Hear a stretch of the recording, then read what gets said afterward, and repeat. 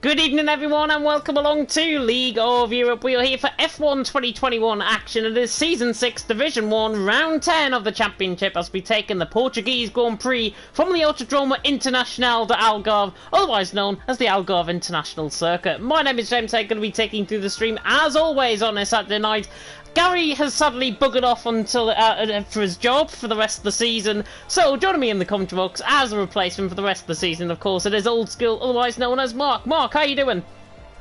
I'm good. I'm honoured to be back. I was just saying to you off stream, the last time I did a D1 race was, I think it was back in LOEBC, otherwise known as PRL, and it was by myself, and it was probably one of the worst, most boring races in the world. So I'm honoured to be back with your illustrious self, and I'm honoured to have some company as well. So yeah, I'm the plastic Irishman compared to the real Irishman, but he's the plastical compared to my halcyon days. So it's fine. I think Mark honestly has set the tone for how this stream is probably going to run tonight. We've got 18 drivers currently within the lobby. Let us run you through the drivers' standings quickly before we begin. We've got about 3 minutes to go until we actually get going. Montana out on top on 154 points, absolutely streets ahead of the rest of the field. Obviously, Connor now has left the league. He's obviously with his connection, leaving the league entirely. That means now Rocco and Verstappen are tied for second on 75 points. Cantera in fourth on 71 and Justas in fifth on 70. Neo in sixth on 56 with Dylan in 7th on 47, Nathan in 8th on 46, Daniel in 9th on 44 and Campbell ran off the top 10 on 43 points. Then it's Vaporizer, Yilbream, Wouter, Matthias and Alpha Trix round off the top 15. Isa, Yulmelmat, M Short, Jensen and Larkin ran off the top 20. Leonard and Doom also have scored points so far this season. Arcolo and Milan haven't. They have raced though this season. And Hyper, who is a brand new driver, and I'll come on to him in just a second, he has also joined the league in the full-time Alfa Romeo seat, replacing Arcolo. And obviously, Mark, coming in tonight, Montana, 154 points, streets ahead of the rest of the field. It's fair to say he's in a class of his own. Oh, 100%, you know, and it's a shame actually, because, you know, you see someone like Alpha Trix, who obviously, you know, they had that fantastic battle a few seasons ago. You know, seeing how low he was on points today, I just had a quick look. You know, that shocked me. I know he's quick here, so hopefully he can do a bit better. But that battle for second is fantastic, isn't it? There's so many names there. You know, don't rule out Neo as well. He would be my dark horse for it potentially. But there's so many people in that kind of that pace area.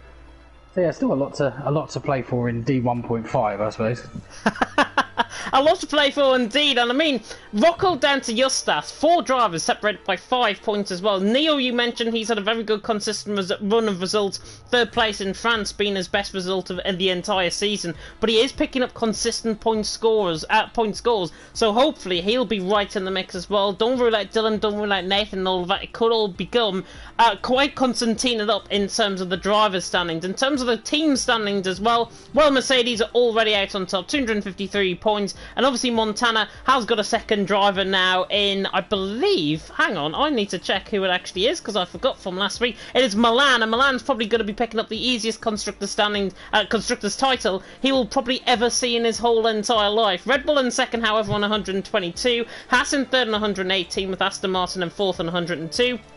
Then running through the rest of the field, Ferrari in 5th on 75, Alpine 6th on 74, McLaren in 7th on 53, AlphaTauri in 8th on 31, Williams in 9th on 23, and Alfa Romeo in 10th on 13 points. It looks like we are getting going. 20 seconds is the countdown currently within the lobby. Mercedes, though, however, Mark, pretty much out on top. Can they be caught by Red Bull?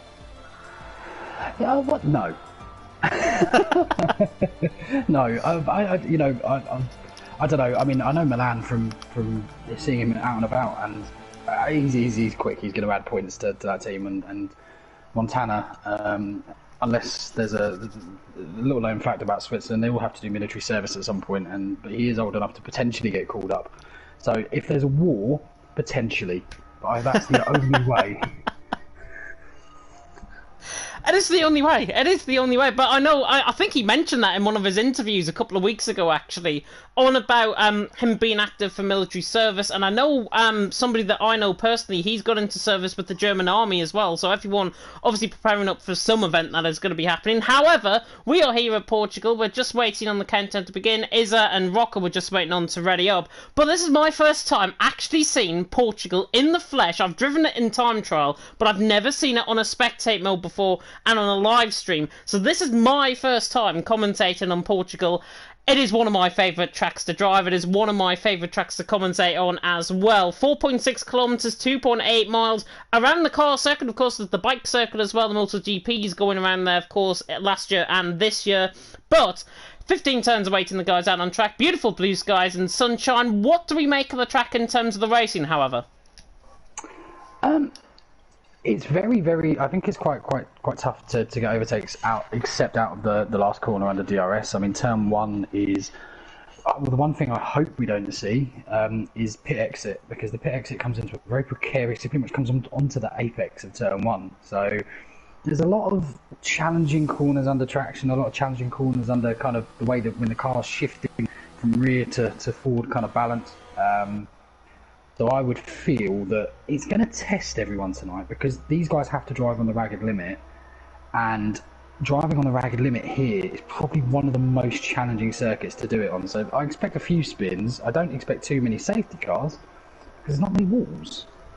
There isn't many walls, but there's plenty of curbs that can throw the car off balance, and basically you've got to have a really good downforce setup around here at Algarve. My first time, as I say, commentating around F1 cars around here. I've done Ginettas, I think it was, back on the Project Cars 2 days in another league.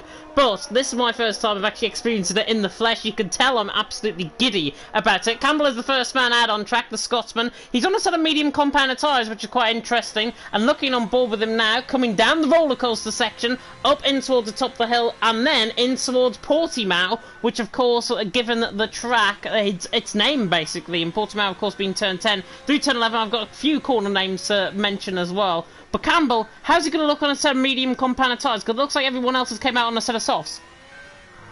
Yeah, there's a few out, I think, Alpha, etc. This is obviously just going to be a bit of a find yourself lap.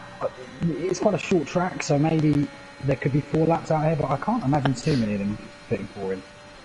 It is not Portimao, by the way, Jav, in the comment section. Campbell, however, started up on a lap, running down in towards turn number 1, and let's see what the Haas can do out on track. Through turn 1, through Primera, now through turn 2, and then in towards turn 3 at Lagos. And this is turn 3. Now coming through Lagos, up the hill in towards turn 4, quite a lot of elevation change around here at Algarve, and now running down in towards turn 5 at Torre Vip. And of course, Torre Vip being the MotoGP track on the left-hand side. Torre Vip there through turn 5, through the left-hander, and now coming up towards the roller coaster section, through the kink at 6, in towards turn 7, the right-hander, and then another double right-hander at Samsung, pretty much nearly at the highest point of the track as we get towards the highest point of the track, through turn 9, through Craig Jones, and then in towards Portimao at turn 10. And this is at the top of the hill as we now come through turn 10, through Portimao, and now coming through the kink of 11, and then through another left-hander of turn number 12. And of course, this is coming through turn 12, and then in towards 13 at Sagres, and then we've got the double right-hander, of course.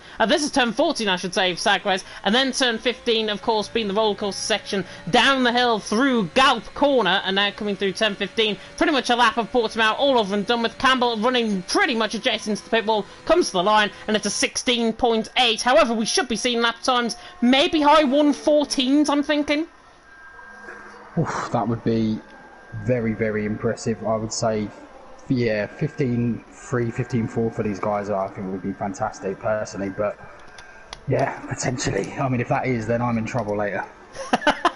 Well, I'm totally guessing in terms of the lap time, so might be what we've seen with Montana. 15.9 is current best, Neil there in second. Nathan now on a lap in the Aston Martin, coming up towards the top of the hill. I've got to say, the spectator mode cameras on here look absolutely unbelievable as Nathan Comes out through turn 11, and then into toward the left-hander of 12, and then 13, and now coming towards Sagres at turn 14. Montana, though, out on top, Neo in second, Justas in third. Interestingly, though, the top three on a set of soft compound tyres, Alphatrix, Verstappen, Campbell, Jensen, and Larkin, all on a set of mediums. Plenty of drivers, I think, invalidate their laps as well. However, Nathan now running to the line as Yulbream goes up to second, fresh from his disqualification last week. Nathan now running to the line. He now pops himself up to third as well, ahead of his teammate. Yeah. Yeah, no, 100%. And some of that has caught my eye early is Alphatrix. As I said, it shocked me how little pace or how many points he's got this season. His pace looks rapid, both in TT, and that's no mean feat to be over a tenth quicker than Verstappen. Yeah, no mean feat whatsoever, but Alphatrix obviously on that set of medium compound tyre, he's hasn't started a majority of races of the season. I think I looked through his figures. It's something like 6 out of the 10 races so far that we've had this season, including tonight. He hasn't started at all. So Alphatrix has obviously been busy with his personal life. 16.5, however, on a set of mediums. Very, very good time if you want to see improvements from that tyre. Daniel now coming through the final corner, of course, a race winner in Austria 2 weeks ago, and now he runs to the line, and he goes 6th with a 16.5. So he's barely ahead of Alphatrix as Justas goes on into 6th. Sorry, Yul Melmat, I should say, goes into 4th. We saw a few invalidations as well. Wouter now coming toward the line. Relentless Wouter, of course, to the line. He goes 8th with a 16.4. But Montana still holding things out on top. Yulbream in 2nd. NSX 1-2 at this stage is something that I don't really like seeing, to be honest. I mean, I think it's something we see quite a lot, to be fair. But yeah, hopefully we can have a bit of a mix-up. There's lots of alphabet spaghetti names out there, so we've got Ecos here in the top division for the first time. We've obviously got Rel and BRT as well, and obviously QVR and IFR and Excel, Neo and Larkin, who has pay-drived his way to this seat from D2.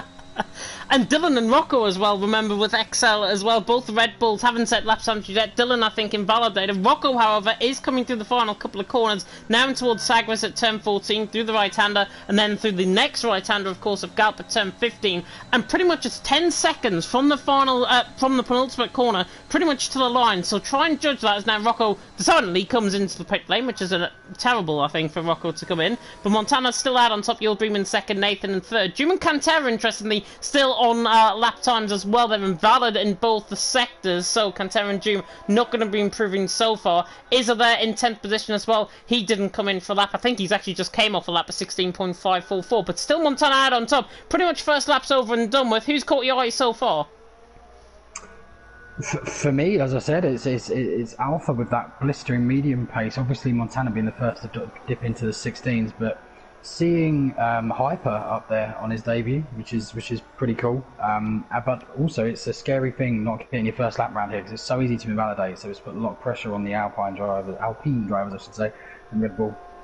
Yeah, the White Red Bull, of course, which I never thought I'd be saying in a commentary ever, apart from last night in the PSGL event. The White Red Bulls are about to start up in the lap. Dylan certainly has just came out the pit lane. Montana, however, is coming through the final corner. Let's ride back on board with him as he now comes across the line to start us off on another lap around here at Portugal. 15.9, currently the best lap set by Montana. Yulbream in 2nd, Nathan in 3rd. I think that lap time can be easily beaten as now Montana comes through turn 1, now through turn 2, and then in towards turn 3 at Lagos. And now through the right-hander of Lagos, up the hill and towards turn 4. Quite a lot of elevation changes, I mentioned. Beautiful riding on the curb. Unlike me in time trial, if you've ever had a ghost of me in time trial, never works. Now, coming in towards Torre Vip at turn 5, he's a 10th and a half up through the first sector, so Montana not on a bad lap so far. 8 minutes gone in qualifying. Montana out on top, Yulbream in 2nd, Nathan in 3rd. Don't worry about the yellow flags, bother with the AlphaTauri. One of the AlphaTauris as well, getting out of the way on that outlap. I think that might have been Yul Melmat, but now Montana running through towards the top of the hill. They call this the roller coaster track because it is a roller coaster at this section now, coming through turn 11, I should say, at Portimao, and now through turn 12, and then into the next left-hander of turn 13. Think around here, if I'm not mistaken, it's something like 9 right-handers and 6 left, if I'm not mistaken. I could be wrong in saying that, but now Montana coming through turn 14, and then in towards Galp, my favourite corner of any track on any F1 calendar and of any track in the world. Montana through the final corner. He now runs to the line, and the Mercedes, is he going to improve? Yes, he does. 15.7, 2/10 improvement. That's the time to beat. Yeah, that's an incredible lap, right on board with that. He was millimetres from invalidations at so many points, but just that's the key here, getting the most out of the track width, and he did exactly that. So fair players. I think Dylan's coming over now. Yeah, Dylan coming across the line. He goes 8th, 16.3. Good lap as well on a fresh set of soft compound tyres. You can tell by the indicator there on the left-hand side. 0 laps. Of course, he's done 2 laps on that set of soft compound tyres, so that's a little bit of a glitch that Masters clearly needs to work on. Yulbruman's coming through the final corner at Galp as well. He's got a Ferrari just in front of him now running toward the line. I think that is Jensen on a lap. But now Yulbrum comes down, doesn't improve his position. He goes second, but he's now pretty much a 10th of a second ahead of Nathan. But he's got to watch out because Nathan's a 10th up in the middle sector. Yeah, looking quite quick here from the Aston Martin driver. I think the key here as well. I don't know if you've noticed this, but the deploy runs out quite a long way before the line, and it's interesting to see if some of them actually turn it off or on. Nathan has definitely done. Oh wow! Oh wow! So Nathan there, if you notice, he still had some left over the line. Whereas a lot of these guys, for some reason, the deploy is used down that back straight. You lose about 2/10. So he would have had to have changed that manually on the track. And that could have been the difference between his lap and Montana's. That's a storming lap from Nathan though, a 15.7. He takes the fight to Montana. Java's going to be happy in the comment section, I am sure. But yeah, looking on board, Hyper's coming through the final corner. He was 2/10 up coming through the middle sector. And now running to the line, there's no deployment. But he does improve and he goes 5th. And he doesn't improve as much as what he would have liked in that final sector. So Hyper goes 5th, 16.2. But look how close it is with Yul Melmat, who's invalid on a lap. 0.004 of a second separating the AlphaTauri and the Alfa Romeo. Currently out on track, but Nathan holding the sway, Montana in second, Yulbrum in third. Jav, by the way, is saying, is it getting dark? On track, yes. Certainly in my room, no, because I've got my light on. But certainly out on track, yeah. Cloud cover beginning to build. Maybe rain later on in this session, and that's why they're coming on a set of softs now? Yeah, potentially. The weather can change very, very quickly on this game, and it's not completely predictable as per the settings, so there's a lot of reason as to get out quickly. Yeah, Alpha Trix is coming through. Yul Melmat has left the session. Hopefully another invite can be given his way. We've still got 6 minutes to go in qualifying. There's still Montana out on top. Black box now blocking my screen on the left-hand side. Nathan out on top, I should say. Montana second. Yulbrum in third. Alpha Trix now on a set of soft compound tyres. He's purple out of everyone in the middle sector, so we'll see what Alpha Trix is going to do. It's difficult to really bring into an advantage or disadvantage in terms of the pad, in terms of the wheel. Alphatrix obviously on a pad. He's pretty much coming towards the top end of the field now, I think, with this lap. Ruita's gone 4th as well with the 16.1, but now Alphatrix through the final corner, runs to the line. He's still got a lot of deployment left to the line as well, and he goes quickest with a 15.6 at Alphatrix, now reclaiming something like his old form.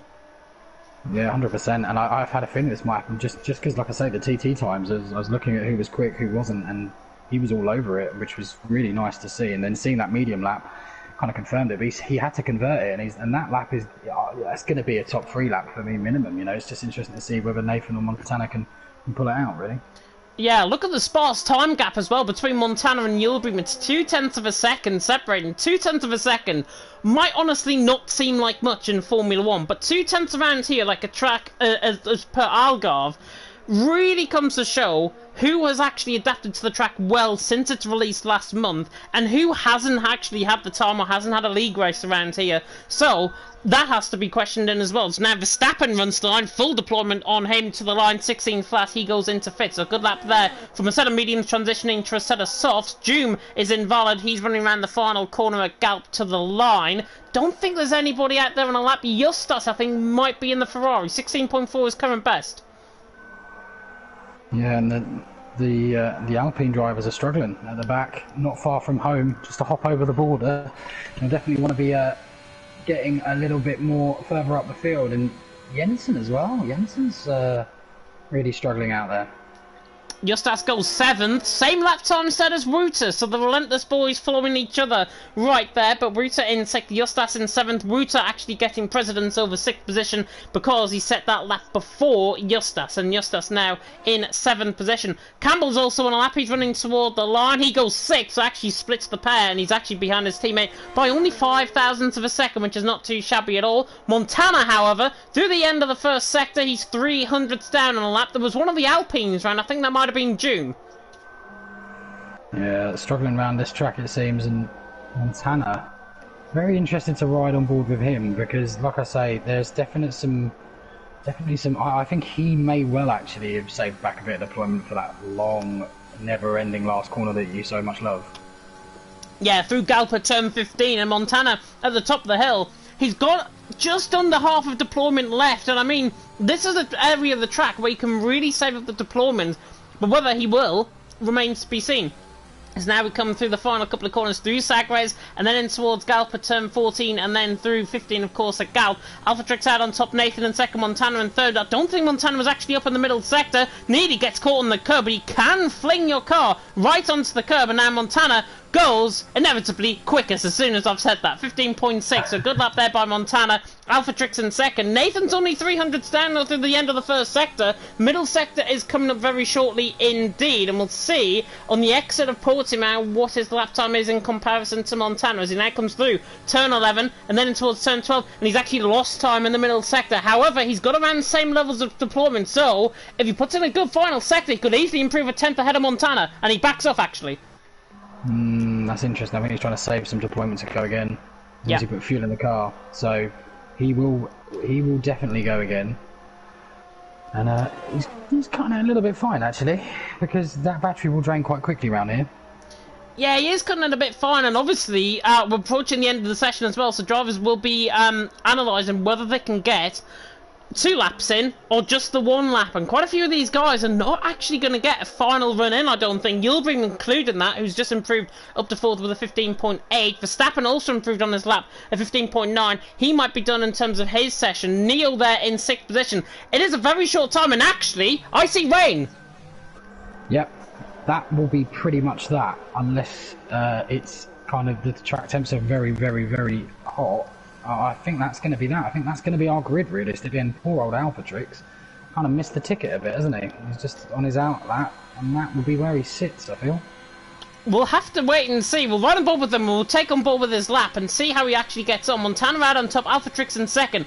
But the rain is not really affecting the track so far, so improvements can be found through turn 1, now through turn 2, and then through turn 3. Hyper just off to the right-hand side. He's 10th currently on the borderline. Look at Reuter and Justus's times. If they find improvement, they're going to knock Hyper pretty much into the alternative strategy. And Alpha Trix now running as short as he can down, and he's already a second down. So I think, yeah, as you say, it is pretty much going to be game over in terms of qualifying. Montana looks as if he's got another pole position, but Alpha Trix in second position and Nathan in third. Finally, we get the age-old battle, Montana against Alpha Trix at a new track like Portimao. This is going to be interesting.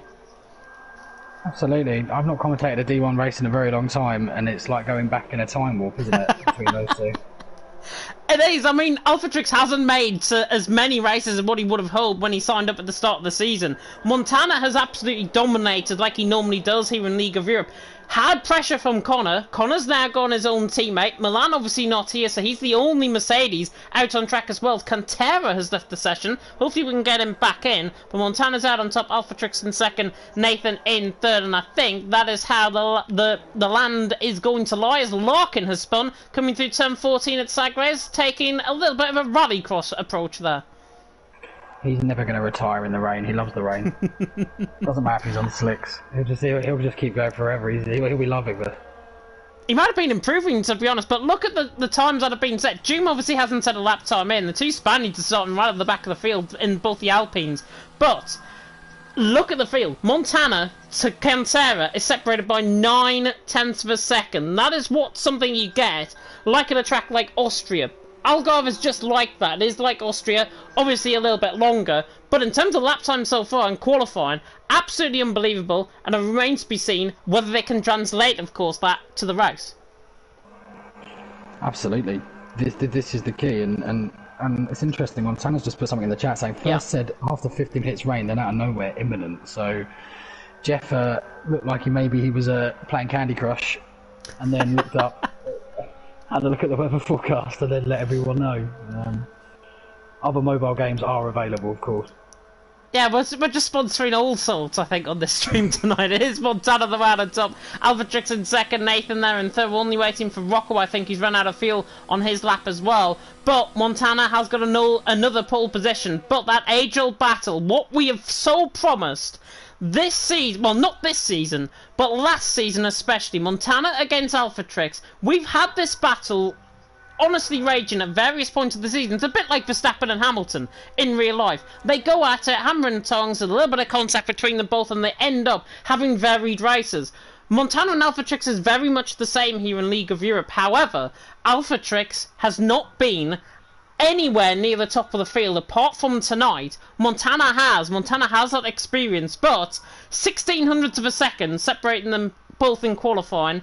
If the battle comes, and I really hope it does, we could be in, honestly, for race of the season.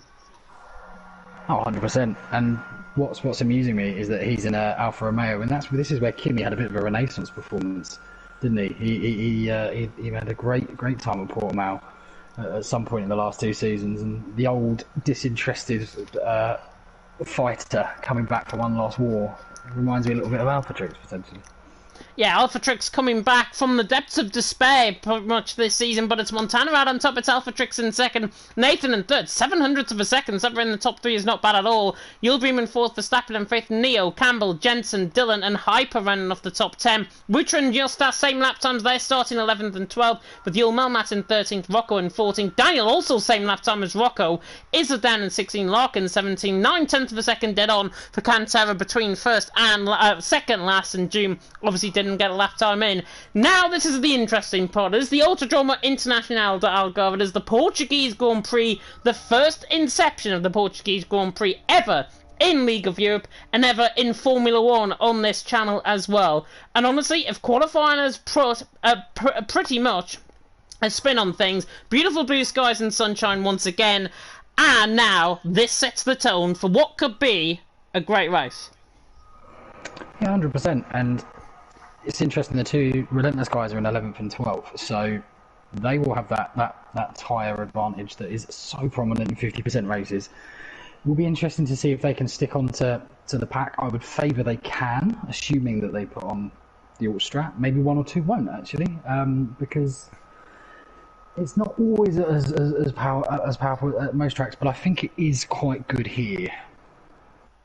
Yeah, it is quite good here. I mean, 33 laps I think we've got around here, if I'm not mistaken, at Algarve. And honestly, it's one of these tracks where alternate strategy is going to work. I liken the strategy around here to a bit like Zandvoort. You can take the tyres quite a long way into the race. However, all of these are absolute unknowns out on track. It remains to be seen what we are going to get. Beautiful looking at the grid there, as now 19 drivers set about on their formation lap. 33 laps awaiting us with the 15 corners on each of those laps. Montana out on top, Alphatrix in second. Let us have a look then at the tyre strategy. And interestingly, Wutra and Yul Melmat have gone for a set of soft compound tyres down at the bottom half of the field.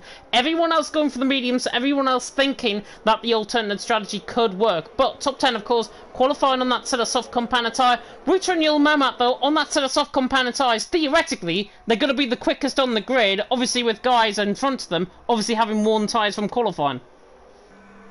Yeah, 100%. Yul Melmat will want to get past Justas as quick as he can. But yeah, it's got all the hallmarks of a potential very, very good race. And whilst I don't anticipate too many safety cars, there's always a chance of one. There's always a chance of something happening. So if there is, that really throws the cat amongst the pigeons. Because like you said, you can take a lot of these tyre sets very far, but it does give you the option to just wipe off a set and try and get to the end.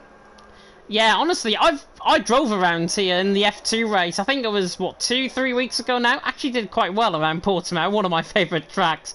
And the James Folsey was out in full order. Could it be the Trix Folsey out in order tonight in the Alfa Romeo? Second position, obviously, for him. Predictable on sub-strategy says it's a lap 11 to 12. I wouldn't trust the AWS graphics on this game, as you probably well know. But Alphatrix, he is on the cleaner side of the grid. Montana is not. And Alphatrix, honestly, has got to make heat of this and really get a good start. Otherwise, he could be under pressure from Nathan and Yildirim running down in towards turn 1. Absolutely. The starting view is not the best here. This is where it stays. So you look like you're kind of viewing it from Catalonia, basically, on a telescope. So it's a good view though to see people's starts. But And that's kind of what we're going to be focused on. I think Alpha will want to get ahead of Montana. Yeah, looking at the position of the cars as well, I think that's Nathan and behind Montana. He's got his car slightly adjacent to the right-hand side, other than Montana. However, 5 red lights are about to go out here very, very soon indeed. 33 laps for the first ever League of Europe Portuguese Grand Prix. 5 red lights are now coming on here in Portimao. And eventually it is lights out and away. We've got Montana reacts quicker to the lights, and now Yulbreeman's going to get side by side with Nathan, and Alpha Trix is at a poor start, and he's going to come under pressure from Nathan all the way now through turn 1, and Nathan clips him. Nathan spins. Alpha Trix round through turn 1, and it's happened immediately between them both. Nathan out to second as a result. Alpha Trix all the way down to the back of the field, and through Lagos for the first time. Montana leads the way. Nathan in second, Yulbreeman third, Neo in fourth, Campbell right on the back of his teammate. Jensen going side by side as well with Dylan, so the Ferrari and the Red Bull have made good starts, and now Jensen dives it down the inside line. There's a little bit of contact, I think, further down with Justas. Rocco getting involved in that as well. But now still side by side between Dylan and Jensen. Jensen just backs off and Dylan has that position, and he's through and he's into 7th. But Montana leads the way. Nathan in second. Nathan pretty much ended up chopping Alpha Trix in towards turn 1. Yeah, we talked it up, didn't we? You'll Melmat with a fantastic start up into 9th. He'll be chuffed with that on those softs. He needed to get as far up as possible. But yeah, unfortunate for Alpha Trix. Nathan will not be feeling 100% about that, I'm sure, but he has to get his head down now. He's got a different race, so to speak. He's got to get his head down and try and catch Montana, which obviously is no mean feat. Yeah, you mentioned about Yul Melmat start up 4 positions. Daniel is side by side with Justas coming through out of Sagways and now getting towards Galp, around the outside of Galp. At turn 15, on this contact, Rocco goes into the back of Justas. That was not needed at all, but it is a very difficult final corner. And now both Rocco and Justas into the pit lane. I'm sure there's probably rear wing damage on that car. Rocco was lost entirely, I think, his front wing. All that was a polystyrene board. It didn't look like it. Right, a total T-tray out on track for the Red Bull, and Rocco was into the pit lane with Justas, and that is what you get coming through Galp and trying to go around the outside. Montana the lead, Nathan in second. Yul Melmat under pressure now from Hyper running down in towards turn 5 at Torre Vip. Luckily, nobody has made contact just yet. But Justas and Rocco, what do you think of that incident? It was tough. It seemed like there was a bit of something that was gone on beforehand because Rocco had such a mad overspeed. I can't imagine it was expected that they were going to be going that much slower. So tough to really judge, but you've got to be so aware. But it's hard to be aware on the nature of that corner because it's like a blind crest. So tough one, really tough without seeing on boards. But like you said, rear wing damage absolutely must be on Justas's car.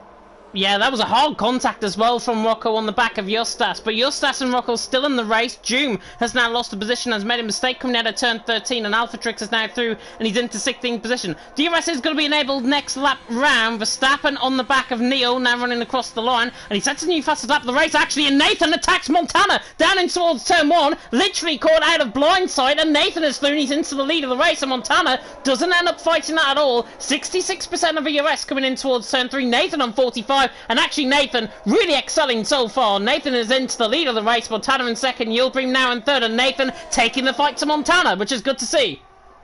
Yeah, absolutely, and everyone's just starting to settle into this race a little bit more.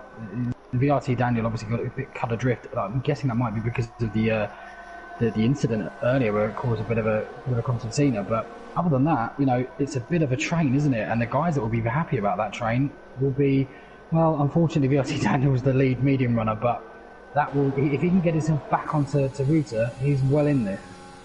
Yeah, he has got no real dirty air to follow either, so it's 1.4 seconds. Obviously, the softs are going to be quicker than a set of mediums. And remember, Ruta is obviously on a fresh set of softs compared to Yul Melmat as well, who's also on a fresh set of softs, compared to Hyper, who's on a worn set of soft compounded tyres. So those tyres are going to be going off the cliff very soon indeed, I would imagine. Verstappen now on the back of Neo, however, for fourth, coming down the hill through Gap, one of my favourite corners, honestly, to ride on board with. Nathan has pulled away 0.8 of a second leading, 18.6 new fastest lap of the race as well to prove. Verstappen in the toe of Neo. Don't think he's going to get the move done down in towards turn 1. Yeah, he's not going to be close enough.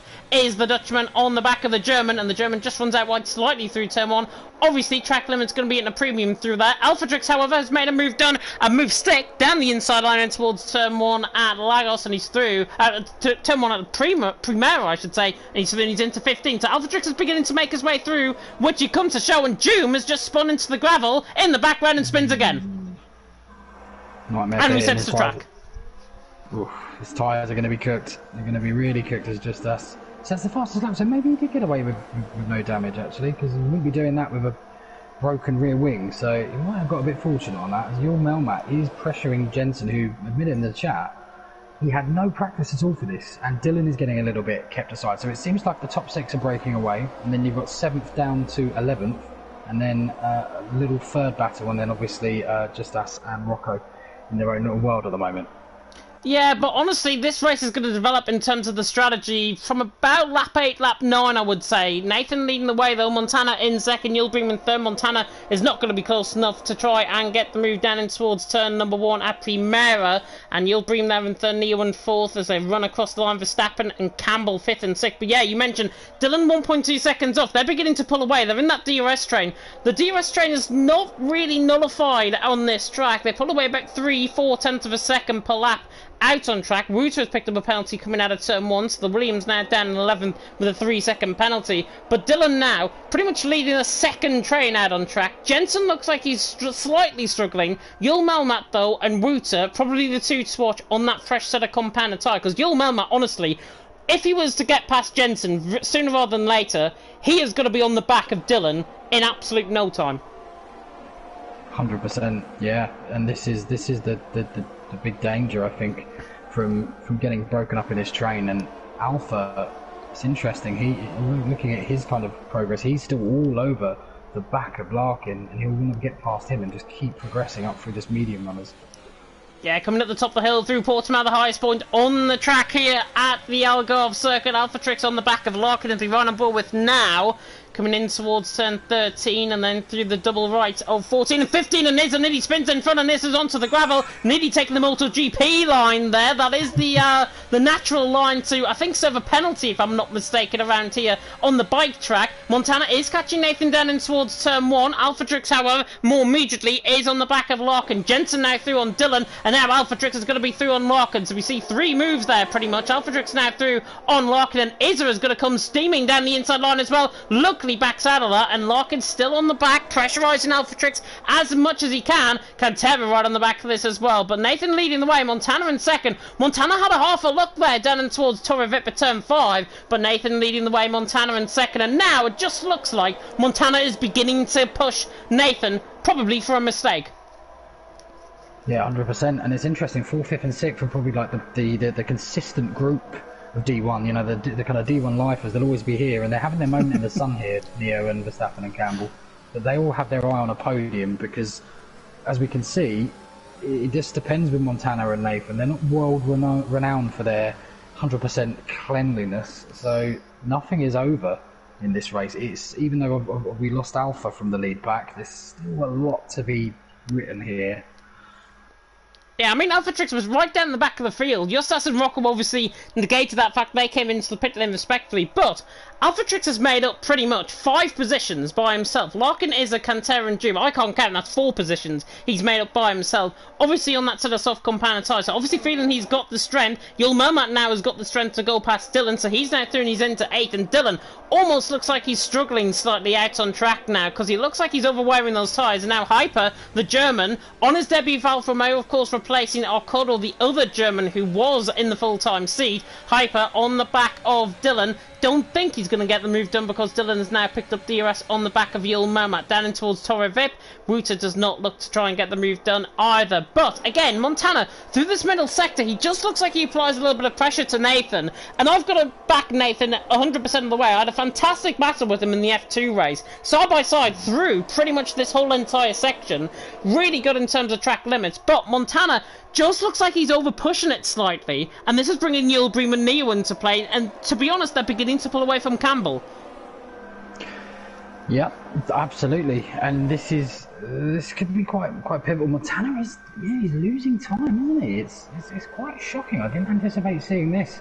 Fair play to Nathan, and you just flexing that you were battling someone as quick as Nathan at in F2 there has Oh! not gone unnoticed. Somebody got in, Hyper down the inside line on Dylan in towards Galp, gets the move done, and Wooter's going to follow through as well, so it's a double inside move, and now Wooter can make it 3 wide down the straight, and now Dylan is going to try and play out the stitching, but Wooter does get them both, and now Dylan is coming back with a little bit of contact on Hyper, down in towards turn 1 at Primera. Does he get the move done? Hops over the curb, he does. Dylan is through, and he's into 10th position. Wooter now through, getting 2 positions, and Hyper has lost out completely there.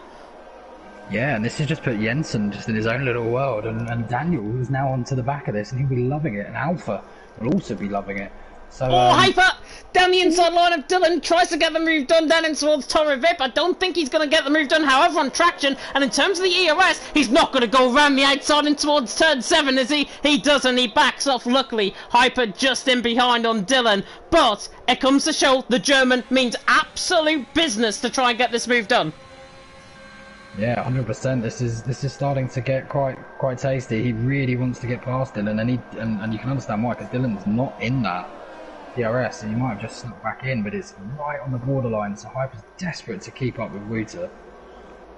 Bunty said in the comment section as well, Jensen's so close to joining the top 6. I can now confirm he has joined the top 6. He's now within that DRS train, running down the hill through Gap once again. Nathan leading the way, not coming into the pit lane just yet. Lap 9 out of 33. Nathan leads the way, Montana in second, Yulbream in third. Yulbream looks like he's got better straight line speed than Montana, but again, Montana through the first and middle sector, he is absolutely lightning quick. That final sector, especially through turn 13, he really loses the time, and then through turn 14, loses the time again, and that time is just beginning to go out, and Montana just seems to be struggling through the end of the middle sector, through that final sector entirely. Hyper now, by the way, is he going to try and get the move done? And Dylan as Alpha Trix has spun, coming through turn 4, so Alpha Trix getting caught in the inside curb, I think, spinning. Hyper, however, does get that move done on Dylan. Dylan will try and fight back, but Hyper is through, and he's into 10th position. Alpha Trix, sadly, now pretty much out of this one. It looked as if it was a promising position from qualifying. However, catching the curb through turn 4 again,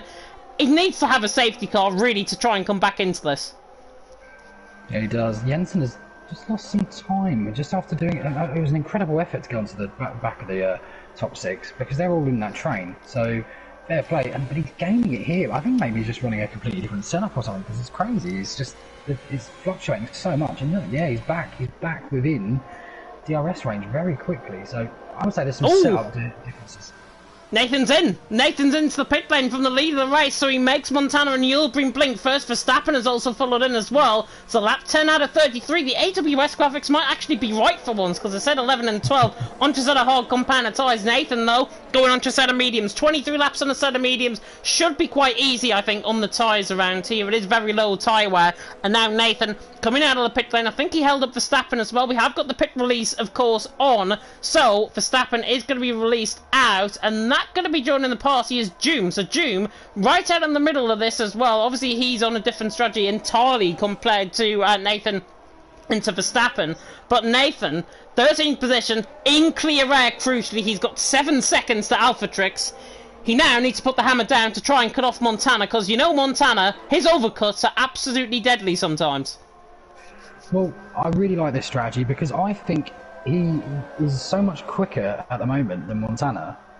By doing this, if you can get Montana outside of DRS range, there's an argument to be made that he might not be able to get back in it. So doing this undercut, I like it. I don't always like it, but he's come out in such nice amount of clear air. It's a perfect stop. It's just whether those tyres come off the cliff a bit. And he comes and responds to Nathan coming into the pit lane. I think Neil pulled them in as well. So Montana into the pit lane. Campbell also in. Jensen also in. I think everyone's going to be in, to be honest. Yul Melmat and Daniel continue, or Hyper, I should say, continue on. Montana, however, into the pit lane. Set of mediums. Nathan is coming on the exit of Galp through turn 15 now. The Aston Martin against the Mercedes. I think the overcut is going to work. It is a very long pit lane, however, in the Algarve. And do you know what? I think the undercut might actually work, because there is Nathan on the right-hand side of your screen.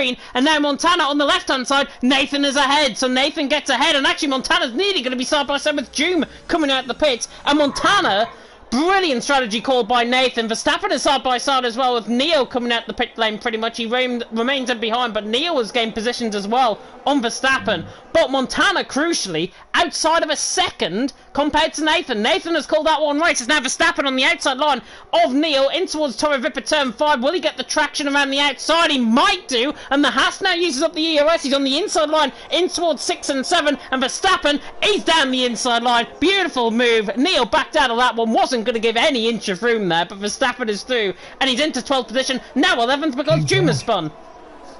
That actually is a disaster for Verstappen, because he would have had DRS on the back of Doom to keep in touch with Montana. So actually, this has been awful for the two QBR lads and Neo and Jensen. And look at where Yul Briem is going to come out as well. I think Yul Briem is going to fit either between Montana and Verstappen, or it's going to be between Verstappen and Neo, because they're coming through the final corner now. Yul Briem wasn't entirely far off Verstappen, and now with this very long pit lane at the Algarve, it is going to work to his advantage. Nathan sets the new fastest lap of the race. Montana, however, in clear air, beginning to catch him up. Yul Briem coming out pretty much side by side with Montana and fits into that gap. So Verstappen, as you rightfully said, has been cost so much in terms of the pit stops. He's going to be around a second off.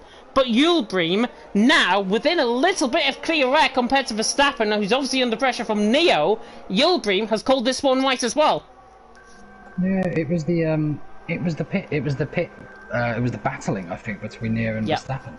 That was what cost them, and they need to kind of work together, that little quad, and get back into it.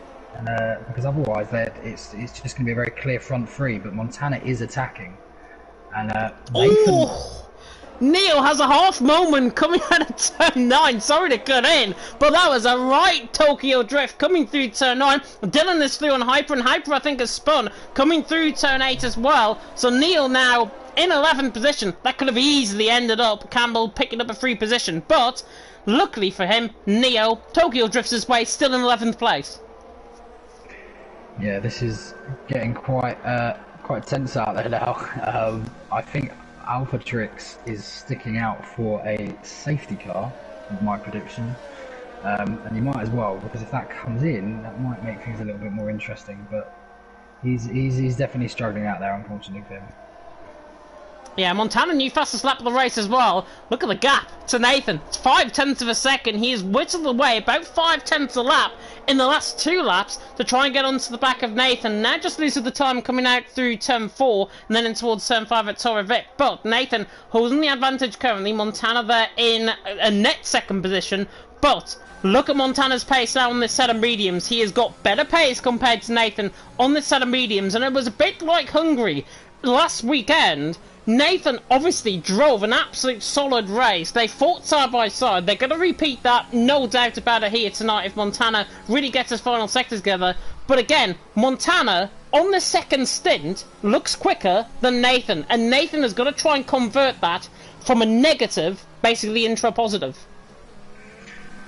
This is it, but they're both doing pretty well on ERS. You can recover your ERS quite nicely here, and the key battle in some senses will be when Nathan actually catches Alpha, which is an odd thing to say, because if Alpha doesn't pit, that causes him some unnecessary issues. Montana might not have to strike, but he's getting close. But yeah, he gives a little wiggle.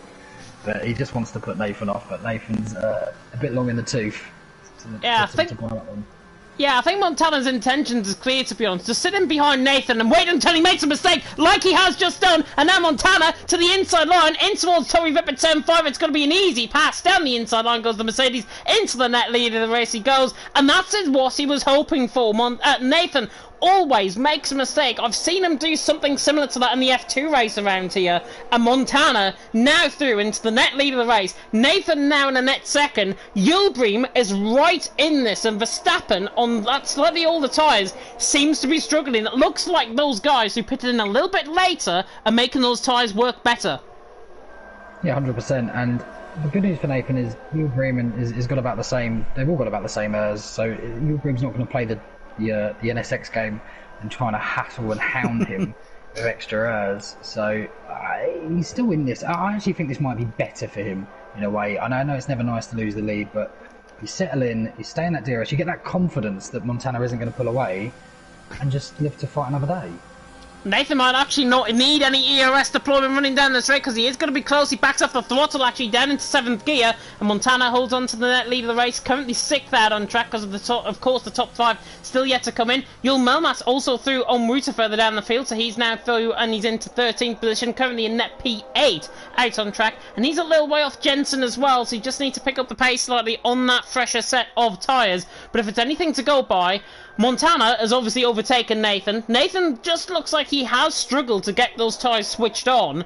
And now Yulbream is pretty much right in there. And if Nathan makes another mistake, Yulbream is going to take this opportunity, absolutely go for it, and then eventually get, hopefully, a net P2 out on track. Daniel currently leading the way, Larkin in 2nd, Izza in 3rd, and we actually haven't rolled on board with this battle, because it is a 3-way battle for the lead between these guys. Izza really pushing Larkin in towards Sagres. 100%, and it's such a tough battle for these guys because they have to work together because they're all on the same strategy. They want to make the most out of it, but also they want to win. If there is an SC, as we see Isaac Kush really pushing Larkin here, he looks like he's running lower wings. He's going to go down the inside, but he backs out. You have to be ahead going into that corner.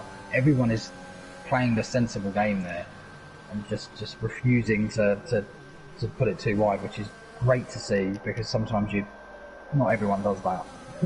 Yeah, Nathan was right on the back of Montana as well towards someone is backing off. I think honestly if he was going to commit it down the inside layer, it would have been a bit suicidal, to be honest, and I think, honestly, he did the right decision, didn't want to make contact between himself and his rivals ahead, and Izza did the perfect thing there, just waiting behind. Those guys are going to be going on to a set of soft compound tyre later on in this race as well. They're going to filter out probably around Hyper, Dylan, Doom sort of area, maybe just in behind that, but they're going to be on a fresh set of softs, and the fresh set of softs absolutely come alive around the track here, like Algarve. Daniel currently leading the way, Larkin in 2nd, Izza in 3rd, pretty much through the halfway stage. No VSC, no safety car, few penalties to pick up, but otherwise it has been relatively, dare I say it, boring. Oh, Montana nearly loses it on the curve there, and Nathan is now right on the back of him. I just was riding on board, and oh wow, that must have been so close to a full spin there. He's done so well to recover that car, and but he might not keep the lead at this rate. Oh, Nathan takes a thinner line though, coming through Galp at turn 15 and now opens up that DRS and ERS running down the straight, and Nathan realises that Montana is vulnerable, and there he goes down the inside line, and Yulbury might follow through as well on the outside line. He backs off and he plays the NSX game for now. Nathan currently holding the net lead of the race, so he's back through Yulbury. I think honestly, just put team differences aside, Mercedes against AlphaTauri, completely two different teams. Yulbury looks quicker than Montana. Yulbury honestly should fight. 100%, and there's another lovely little subplot here, which is, yes, they are racing for the net lead, but they're still way off the actual lead. So if there is an SC, particularly from now, I think a lot of people would be tempted to go on those softs. So this is really kind of the top four, I should say, are just all going to be out there praying. You know, please, someone find a wall. I mean, you have to do well to find a wall here at Portugal, but they're just wanting something, you know, and if they get it, they're really in with a shout. Yeah, they are in with a shout, to be honest, but obviously it's coming up towards the guys on a set of mediums beginning to come into the pit lane possibly as well, so that's what they've got to try and figure out. Obviously, further down the field, I think it'll be the likes of just picking on somebody, Doom, say he's going to spin. That will cause a safety car, and inevitably someone further down the field is going to cause a safety car if it does actually happen. We're more than halfway through, however. Daniel leads the way, Larkin in 2nd, Izra in 3rd. In terms of the gap for the lead between the current net leader and the actual lead of the race, it is around 10 seconds, the gap between Nathan and Daniel at this stage. So obviously not enough for Daniel to obviously come out in front. He's going to be, as I say, in and around Hyper Dylan, probably in and around that area, possibly in between them both when he comes out the pit lane. But Daniel leading the way, Larkin in 2nd, Izra in 3rd. And to be honest, the guys on a set of mediums who are still out there out on track, Doom included in that as well, down in 16th position. Obviously, he's had a few spins. But Daniel and Larkin and Izza, Cantera, obviously doing such a solid job. Nathan is not really ebbing and bringing this gap down as much as what I would have hoped on 10 lap pressure tyres. Yeah, it's a really good point. But then I suppose the argument as well is this DRS, and that they are battling, aren't they, Nathan and Montana, but they should still be dragging it in. You'd think they'd be dragging it in more. So they're doing a great little job, this little peloton at the front, as we have our first pitter, which is Daniel. Yeah, Daniel into the pit lane, so this is what it means. Dylan has spun coming out through Portimao at turn 11, so he has found the Red Bull, I think, has managed to keep the car going, and he has lost his front wing, so that could easily deploy a safety car or a VSC. It looks like he did that off track, however, and we are back to green flag racing, so Dylan, no front wing, total front wing damage on that car. Daniel, by the way, is coming. Where is Hyper out on track? Hyper is there. There is Daniel, so exactly where I thought he might come out, exactly is the point where he's came out, and Daniel is in behind Hyper on that sort of soft Cumbana tyres. What can he do as Yulbream, again, right on the back of Montana? He doesn't want to try and dive it down the inside line. Certainly at this point of the race, fair play. You don't want to risk your tyres, but he's got a lap fresher tyres compared to Montana, 2 lap fresher tyres to Nathan. Honestly, if I was Yulbream at this stage, I'd be wanting this win, because he looks, on paper, quicker, because he's got to now get a move on. He's either going to decide, get a move on, past Montana, past Nathan, or he's going to have Verstappen and Neo right on his backside very soon. Yeah, I do agree, but I suppose the only thing I would say is Montana's got a lot of errors, and that might mean that he is playing the waiting game to a degree. So as now that there's a concertina effect, Larkin and Cantera in the pit lane, and Izzat is going for the home run. He's going for the let's try and wait for this safety car somehow and just keep out as long as I can.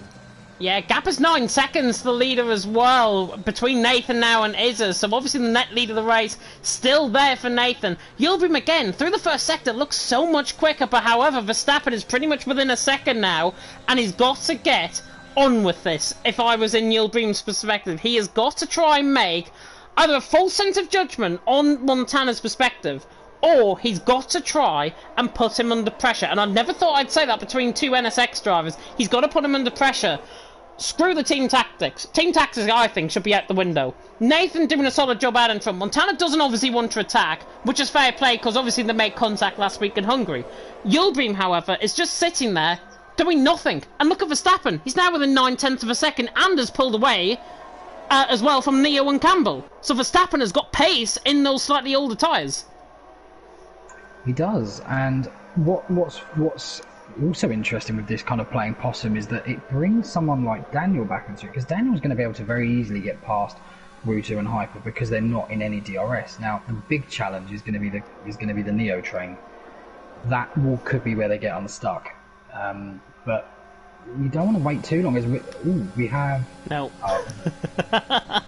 Yul Melmat is side by side, however, with Jensen running down in towards turn 1. He does get the move done, so Yul Melmat through, and he's into 7th position. I think you were going to say Yulbream was pulling out on Montana there, and obviously didn't get the move done. I think he put us in for false sense out on track, but Nathan currently holding the lead. But look at this, Yulbream on the back of Montana, still not well. He's pretty much underneath his rear wing. I mean, these guys are waiting until the final couple of laps. If they don't get a move on now, Neil is going to join this soon. 100%. I was just watching Izzat Kush just come out the pit lane and had a great little battle with Larkin and Cantera, and he has managed to maintain that place. But look how much time they've lost to Daniel. Daniel is a man on the mission. Daniel could well be an outside shot for a very good performance here.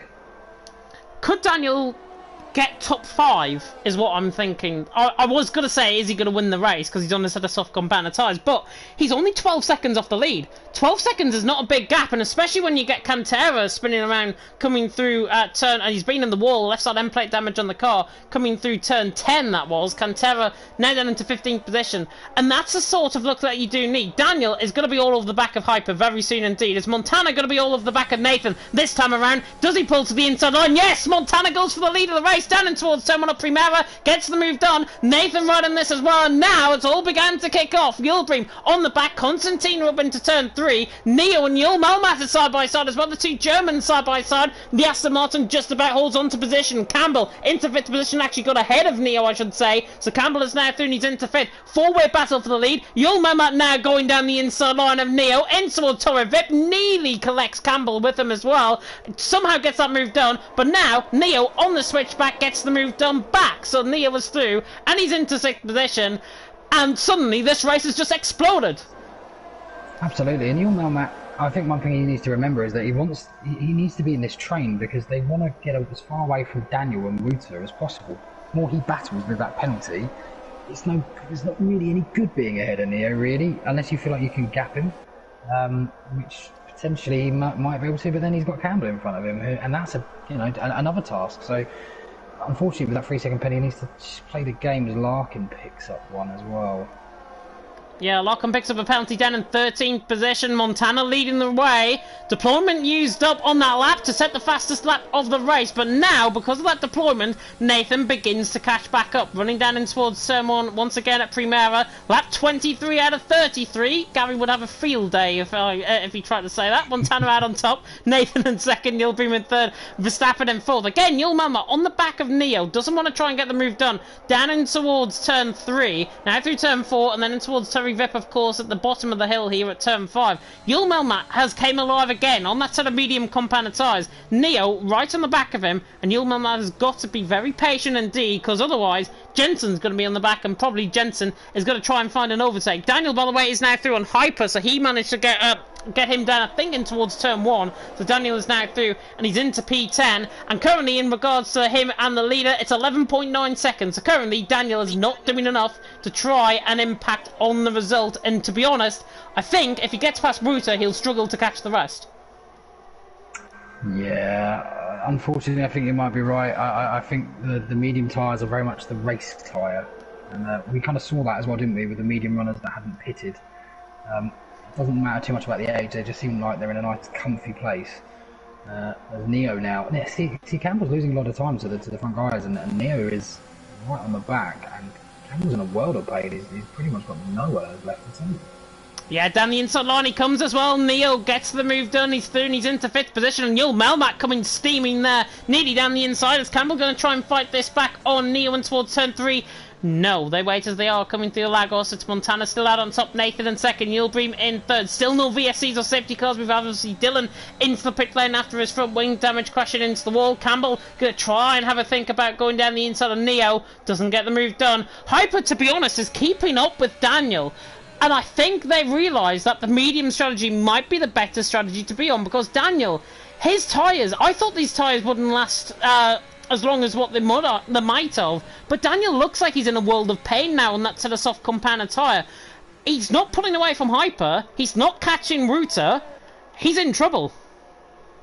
Yeah, and Larkin and Izzat seem to have the same experience as well, because they're in a bit of a no man's land as well. So yeah, maybe the strat here is not the. I'm taking notes for later. Maybe it's not that good.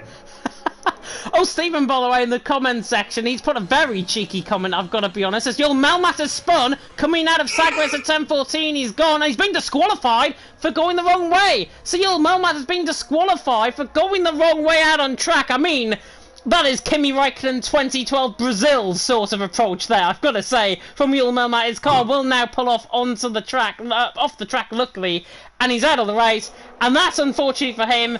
Is the end of that. And Nathan, right on the back of Montana for the lead of the race in towards Tori Vip, doesn't get the move done. But again, front 3 just slightly ebbing away from Verstappen. Verstappen still in there fighting. Montana leading the way, Nathan second, Yildirim in third. In terms of all Stevens coming, by the way, James sounds as if he's saying Yo Mama for Yul Melmat. I talk quick in commentary, thank you very much. What's interesting here as well is I think Nathan is struggling to keep on to the back of Montana at this point. I think Yildirim is looking more dangerous to Nathan than Nathan is to Montana at this point. Yeah, do you think Montana's actually holding a bit of control over this race now? Because he's brought that gap, obviously, to 0.4 of a second. He just looks like he's in an element of control out on track. Nathan obviously will try and attack, but Montana looks like he's controlling things. But now, Nathan, 0.3 off, he's got to have a move with 30% of VRS. Surely, with the DRS, it's going to be enough to try and get the move done. Nathan, now on the back of Montana, pulls out of the slipstream. Walters past him. Is Yildirim going to try and follow through on this as well? No. Nathan now leads the way. Montana in second, Yildirim in third. And all of this going on, obviously, Verstappen is right in this as well. They're pulling miles ahead of Neo and Campbell. So it looks like, Mark, it's going to be between these 4 for the win.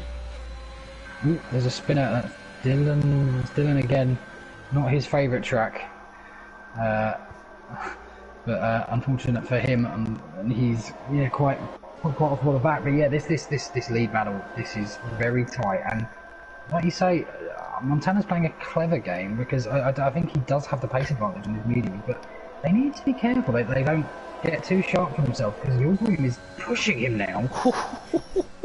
I think Yulbrim now realises Montana, his tyres, I think, are beginning to overwhelm themselves. Nathan obviously pulling away, and he hasn't used up an amount of ERS as if he was to pull away by about a second this lap. Nathan's only 6/10 clear, but look at his ERS, look at his deployment. He hasn't used hardly anything this lap. Montana, in fact, has used a little bit more deployment this lap compared to Nathan. Nathan has done that on pace, and now Yulbrim is right on the back of Montana, and I feel for the first time this season, as Montana's going to try and close in on the back of Nathan down in towards Somon, for the first time this season, it just looks as if Yulbrim might have Montana's number. Yeah, I think he's given him the hurry up because he's probably said, look, this is all well and good, mate, but Verstappen is right up my gearbox, so can we use a bit of this and get a move on? Which is, and I don't really blame him. I get it. I get that, you know, in some ways. And there was a bit of contact between them both. Yulbrim just went into the back of Montana. No front wing damage by the looks.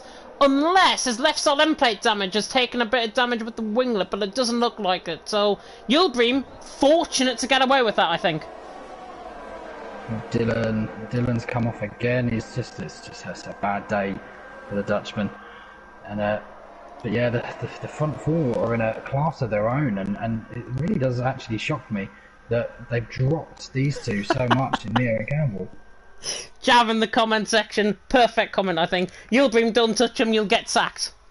Well, we saw what happened with Alba. Nathan leading the way, Montana in second, Yulbrim in third. Dylan's once again pulled off the track. Is he retiring? No, I think he spun, coming up the top of the hill. Nathan now leading the way, Montana in second, Yulbrim in third. 6 laps to go, and to be honest, Montana just doesn't look like he's got the pace, but he's got a lap fresher tyres. Yulbrim has got 2 lap fresher tyres, and honestly, I've been screaming, quite literally, for them to try and swap the positions. They need to. I think Yulbrim is quicker than Montana. I'm sorry to say it, he's quicker than Montana. And honestly, Yulbrim needs to get the move done. And do you know what? This could be the move. Yulbrim is going to try it around the outside and towards Torrey Vip. Doesn't get the move done. Switchback, however, might be potent. Nathan remains still in the lead of the race. Montana remains in second. And Yulbrim in third. Dylan has retired into the pit lane. Yeah, absolutely. And this is getting close. And also, there's another little mini version of this, which is between Neo Campbell and Jensen. They're having the exact same kind of ding-dong as the front three, just a little bit further back down the road. So a lot to keep an eye on here. Yeah, Stephen, by the way, saying in the comment section, why isn't Yulbrim using ERS? They're ERS trading, basically out on track. There's a spinner, however, in the middle sector. I think that's Doom that has spun, and that's at a soft compound of tyres down in 14th position. It is. Doom has spun, coming through. Still Nathan holding the lead. Nathan has got Montana's number at this stage in the race, but these final 5 laps will come to define the ending of the Portuguese Grand Prix. Nathan leading the way, Montana in second, Yulbrim in third, Verstappen in fourth, and as you mentioned, Mark, Neo Campbell and Jensen all ingrained in that same DRS train. 5th, 6th and 7th separated as Daniel, finally those softs are beginning to come alive. He's got Rooter down in towards Terminal Primera, and Daniel now through, and he's into P8, and finally those softs are beginning to come into play for Daniel. Yeah, 100%, and this is it is getting definitely spicy out there. And if you want to watch a slightly slower version of this, ever so slightly slower, you can come watch me in D2. And if you want to watch something like what Dylan's performed today, you can watch D5. Or Mike. We'll just blame it on Mike, I think, if he's in D5. Nathan leading the way, Montana second, Yulbrim in third. Nathan doing an absolute solid job, I've got to say. He did this in Hungary last week. Honestly, he drove such a solid race. Montana had his number, though, on the final 3 laps of the race. Is he holding on hope to try and repeat that again for the 2nd week in a row? Or has Nathan purely got the pace?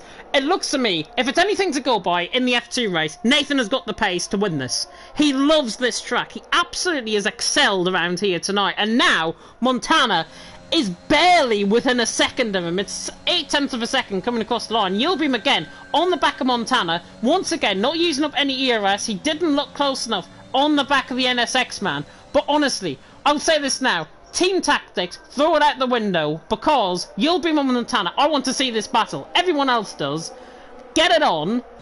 Otherwise, people are going to be annoyed in the comment section. Simple as that.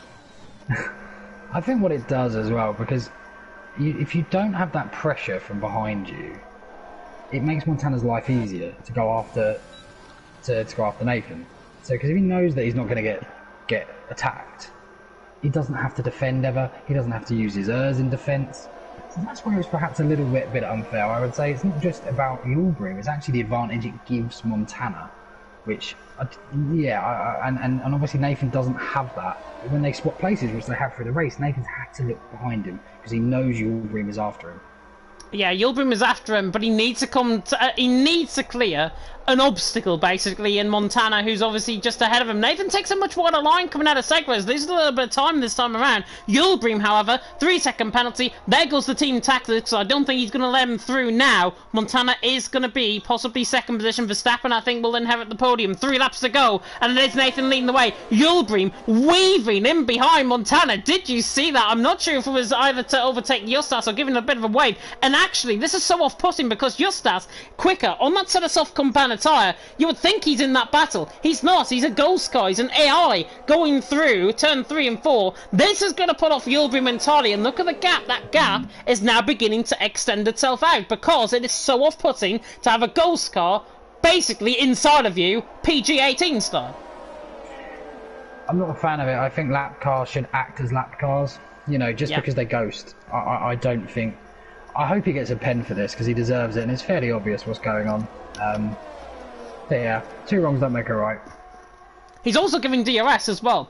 Could you say it's an unfair DRS advantage with Montana only 4 tenths up the road? Probably not, but he is giving DRS, and if that was outside of a second, that will get looked at, I think, more harshly as it would be currently, with Montana obviously only 4 tenths ahead of Yulbrim. Nathan, however, controlling this race. He said in last week's interview he might have a good chance actually winning this race. Well, my friend, you're only 2 laps away, but you've got a speeding Swiss man in behind of Montana. Nathan just trying to break the toe desperately. I think Montana's now, this is his time to go. Down in towards turn 5 at Torrey Vip. This will be his time to attack. Yulbrim now is out of this. Justas, obviously, is going to provide a bit of a nuisance now to Montana. He's probably thinking, who the hell is this coming down my inside line? Nathan, however, still holding sway. And that gap, again, increases. But Montana has got to push, because if not, he's going to lose this race.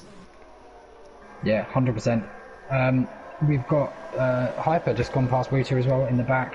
What I like as well, Alpha I think is going to get a point after such a disappointing race, but the persistence there, he's probably going to push on and claim that last point. So kudos for him for carrying going around when he probably wanted to throw his controller in the bin at some point. Yeah, he's actually could pick up 2 points, in fact, because Hyper's got 9 seconds worth of penalties. Looking at the penalties on the on the left-hand side, Yulbrim on 3, Hyper on 9, Wouter on 3, Larkin on 6, Cantera on 3, Doom on 12, and Justas also on 3 seconds worth of penalties.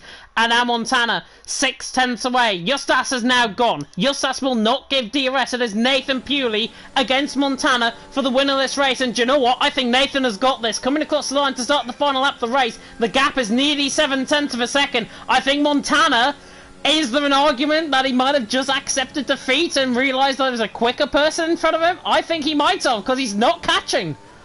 No, unfortunately this is an empty victory because Justas has just given him DRS down the back straight, and I genuinely hope that it's obvious that they're in a party together. Yep. If the organisers have any bollocks, frankly, they'll remove the win because it's a sham. It looks so awful, and apologies for this is my first commentary in ages. I've got no interest in following the battle with Nathan. So I'm going to go look at where the actual proper racing is, where Neo is really under pressure from Campbell.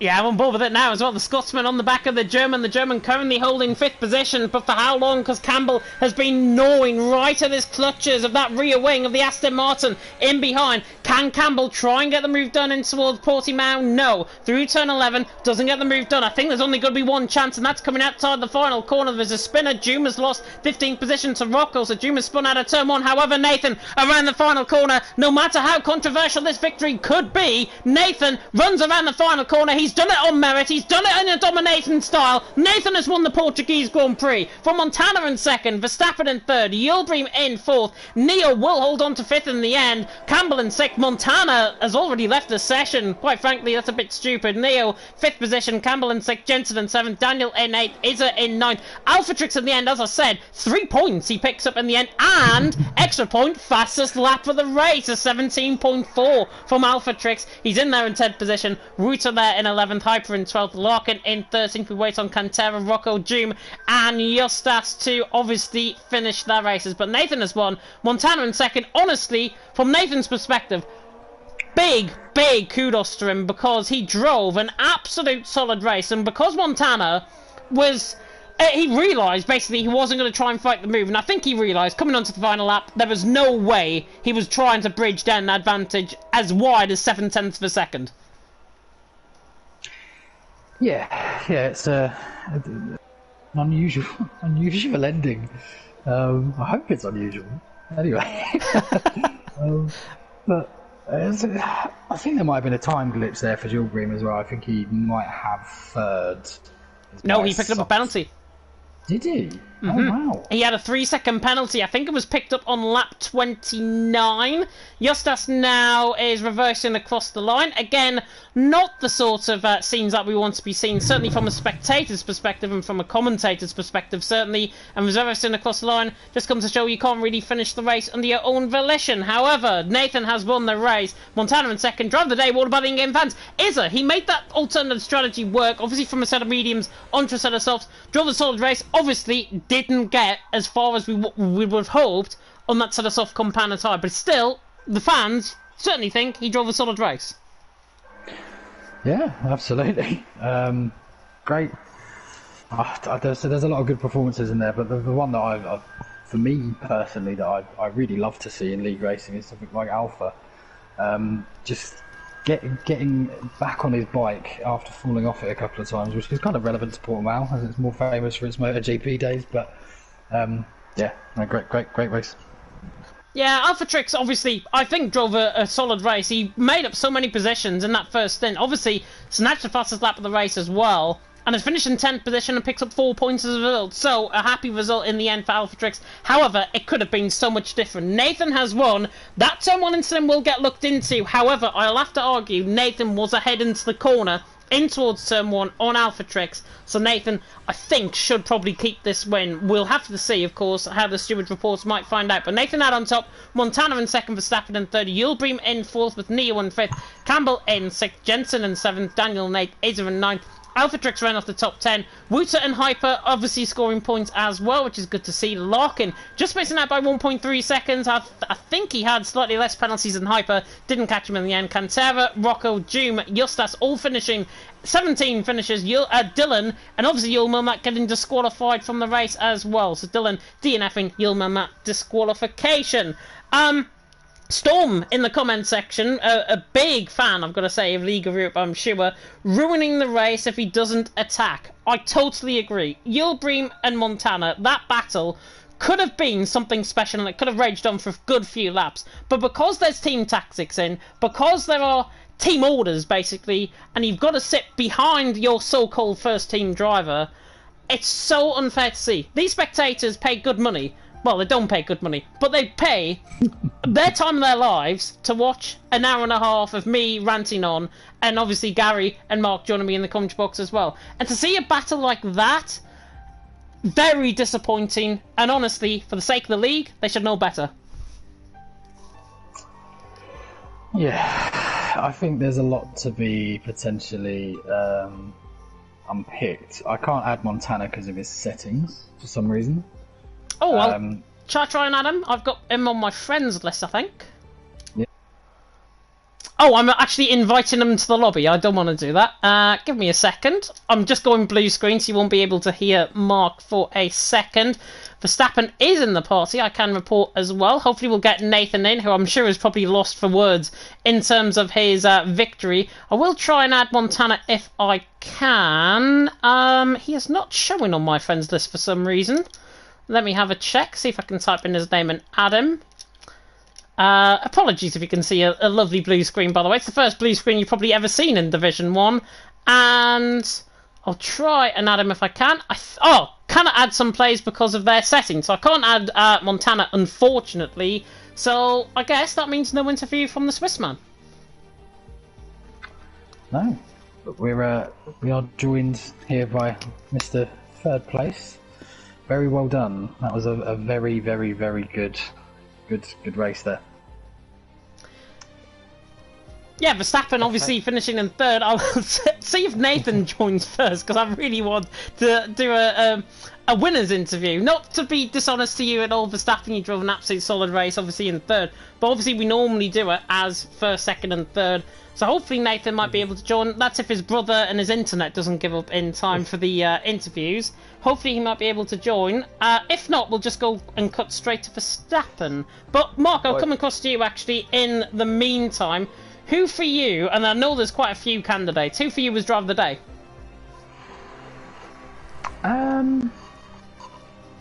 With everything considered, I'd probably give it to Verstappen.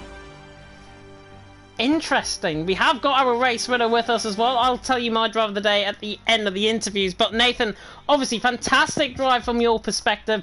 P1 out on track. You made the move with about 6 laps to go. It was the winning move in the end. Talk us through it, because you said last week you might win around Portimao, and you just have. Yeah, it was a good race. Obviously the quali was super quick. I think it was like 800s between the top 3. And then obviously at the start, me and Alphatrix, I think it was just I gave him a lot of room. I don't know if he just kind of understood into me or something, but obviously that happened. And then the whole race it was kind of just managing, obviously either being behind or in front of Montana.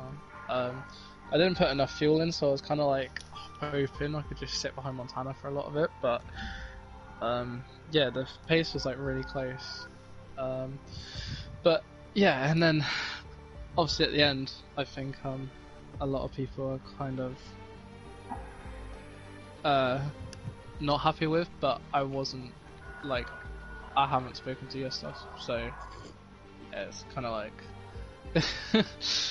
Do you win without the DRS?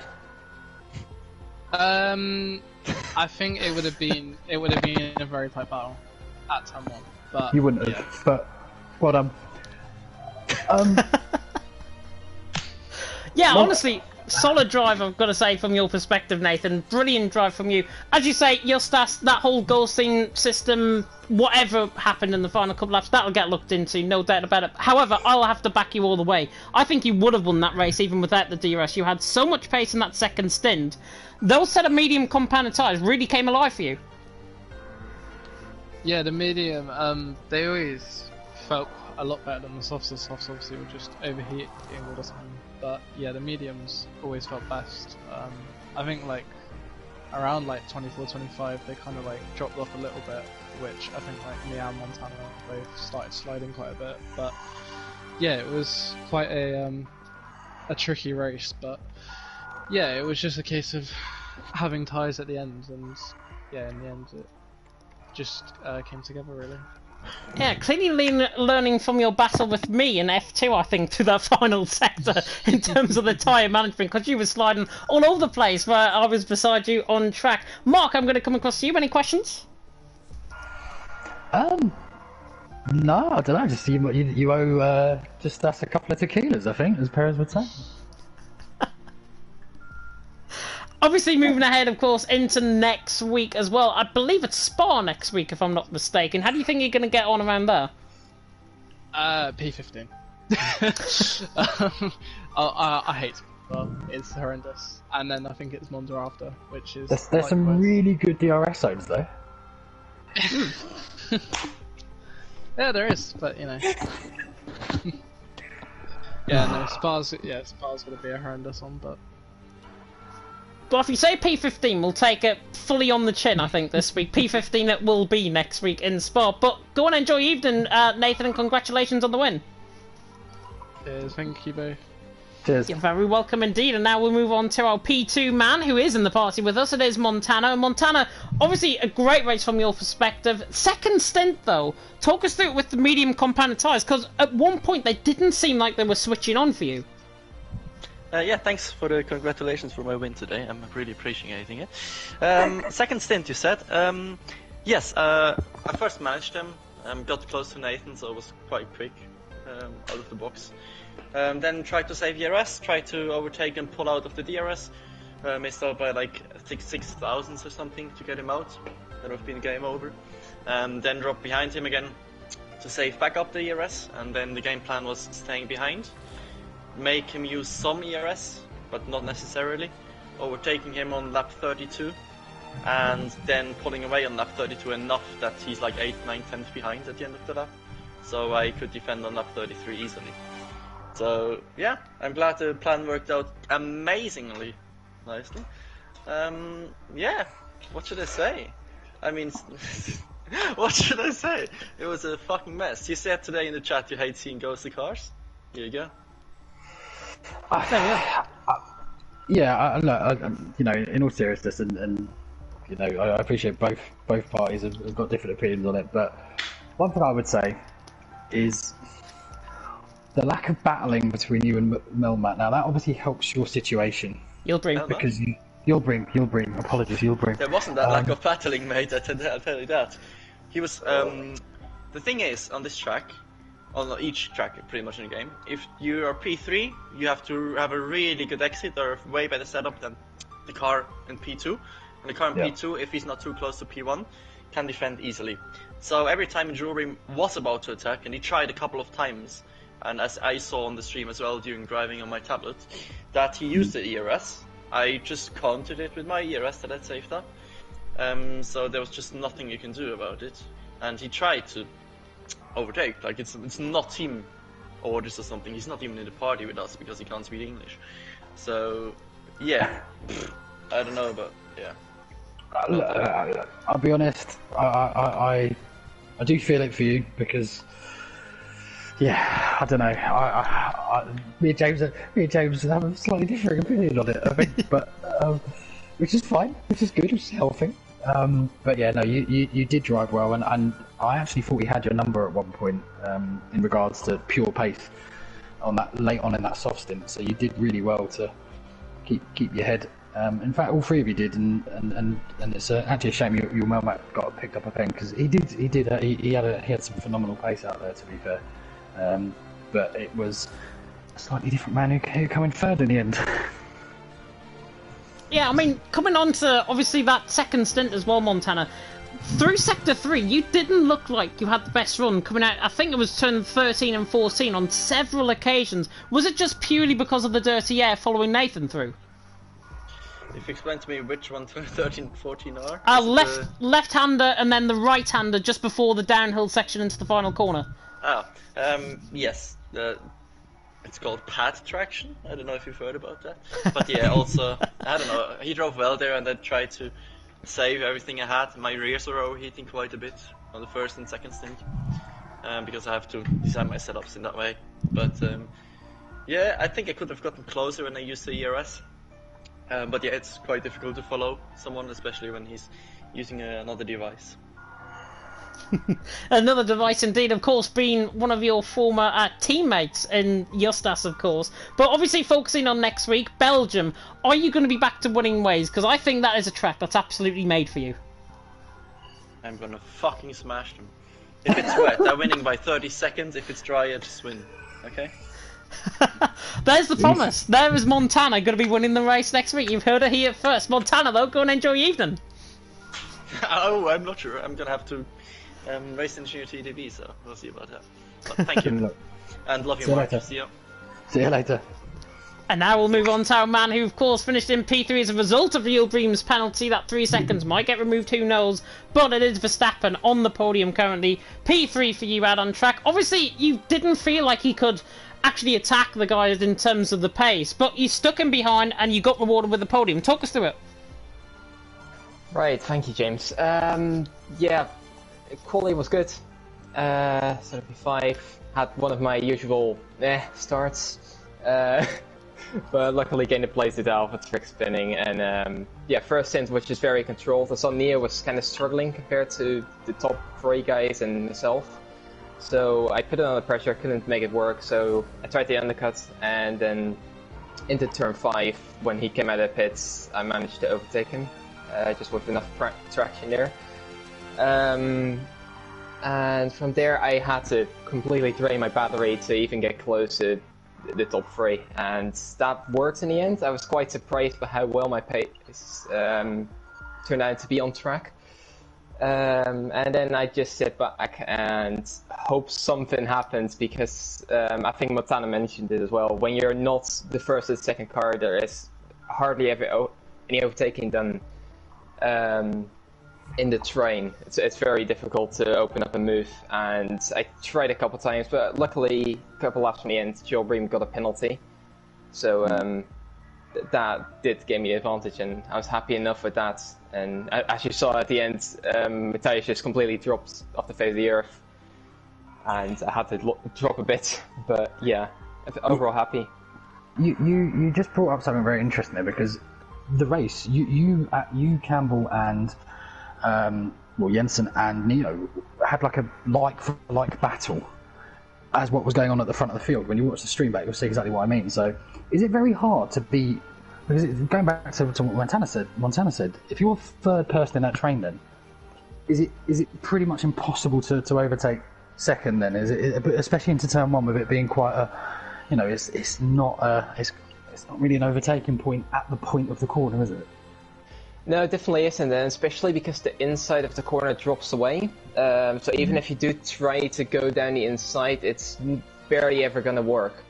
It's just not overtaking. You have to be properly alongside to make something stick. Yeah, so turn 5 in the end worked better for me, as you saw probably on stream. I got some amazing traction and completed the move into 7, I think it is. So that did help there. Fair? Yeah. Fair. I'll come on to the elephant in the room, as to speak. Justas obviously was around you guys in terms of the battle for the lead. Did it affect you at all in terms of being off-put with his Ghost car and obviously getting DRS as a result? I think for me it only was a single corner, and I was like, go ahead. I don't really care. I just want to sit here and see if we can pick up the pieces that may or may not fall off. But it was quite interesting to see what happens, and maybe in the Stewards will get even more places. Who knows? I don't know. We'll have to see. But yeah, there were some interesting tactics going on. It was quite entertaining, to be honest. Yeah, interesting tactics, to be honest, but again, it just ruins the race, I think, for the spectators, certainly for us as commentators, when 2 teammates can't even fight, and obviously ghosted cars can't even get out of the way of a battle for the lead. Obviously, something needs to be said, and needs to be said publicly, I think. But Belgium obviously coming up next week for Verstappen, a track that is suited to you. How do you think you're going to get on? Honestly, never been a good track for me, so let's hope I can maybe get some decent points, and we'll see the tracks afterwards. I think it's Monza, which is an alright track for me, and I'm looking forward to Imola as well. So those tracks are more suited to me than Belgium, definitely. We'll have to wait and see, of course, how you get on next week. But go and enjoy your evening, Verstappen. Thank you. Very welcome indeed, and that is it, Mark. Well, allow me to introduce myself. What a race. What a race, what controversy, but yeah, no, it was thoroughly enjoyable. It scares me, if I'm honest, going into D2, because seeing that level of consistency, I feel like I can't get anywhere near it, but I don't have to, which is the good thing, because it is the pinnacle of the league. So I've thoroughly enjoyed myself, I've thoroughly enjoyed stirring the pot, and I've thoroughly enjoyed doing it. I'm looking forward to doing it again, if they'll have me. Yeah, of course I'll have you. Of course I'll have you. I think we've got the most comments as well for any League One, any Division 1 stream so far this season as well, which is fantastic. Of course, thank you to everyone that has tuned in. By the way, thank you to all of our drivers, and well done, of course, the top 3 currently, who are Nathan, Montana, and Verstappen. Of course, Steward reports may come out as a result, and you will tune in tomorrow. Tomorrow? No, you won't tune in tomorrow. You'll tune in next week, I should say, for the Belgian Grand Prix at 6:30 PM UK time. We will have all the fallout, of course, from the Portuguese Grand Prix. And in terms of my drive of the day, by the way, I've got to agree with you. Verstappen, I think, drove an absolute solid race, so he will get my drive of the day as well. But that is it for tonight. Thank you to Mark. Thank you, of course, to all of our drivers and to everyone tuning in at home. You make the league what it is, and hopefully we've got more races to come. Division 2 and Division 5, of course, shortly going to be live in 10 minutes. So if you want to see Mark bottle it in Portugal, you can tune in for that in Division 2. Sorry, I really had to keep up my consistency of trying to get bottled and then winning races. Possibly, maybe, you never know. You never know in Division 2. But go and watch that 10 minutes time. Division 2 and Division 5 will be live and exclusive, of course, on the League of Europe channel. But thank you so much for tuning in to the Portuguese Grand Prix. And until next time, goodbye.